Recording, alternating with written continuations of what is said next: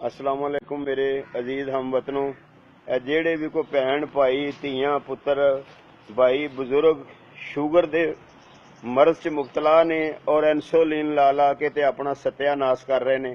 इस इंसोलिन तो जान छुड़ाउण वास्ते ये निम दियां नमोलियां ने, नमोलियां जिन्हां नूं कहंदे ने ये ओ ने।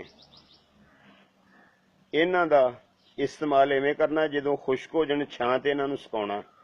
ਜਦੋਂ ਖੁਸ਼ਕ ਹੋ ਜਾਣ ਇਹਨਾਂ ਦੇ ਵਿੱਚੋਂ ਜਿਵੇਂ ਚਲਗੋਜ਼ੇ ਦੇ ਵਿੱਚੋਂ ਗਿਰੀ ਨਿਕਲਦੀ ਇਸ ਤਰ੍ਹਾਂ ਗਿਰੀ ਨਿਕਲੇਗੀ ਇਹਦੇ ਵਿੱਚੋਂ। ਉਹ ਗਿਰੀ ਕੱਢ ਕੇ ਗਾਏ ਦੇ ਘਿਓ ਦੇ ਵਿੱਚ ਬਰਾਊਨ ਕਰ ਲੈਣੀ ਹੈ। ਜਦੋਂ ਬਰਾਊਨ ਹੋ ਜੇ ਉਹਨੂੰ ਬਾਹਰ ਕੱਢ ਲੈਣਾ, ਕੱਢ ਕੇ ਤੇ ਉਸ ਨੂੰ ਜਿਹੜਾ ਨਾ ਖਰਲ ਕਰ ਲੈਣਾ। ਖਰਲ ਕਰਕੇ ਉਹ ਪਾਊਡਰ ਬਣ ਜਾਏਗਾ, ਪਾਊਡਰ ਦੀ ਸ਼ਕਲ 'ਚ।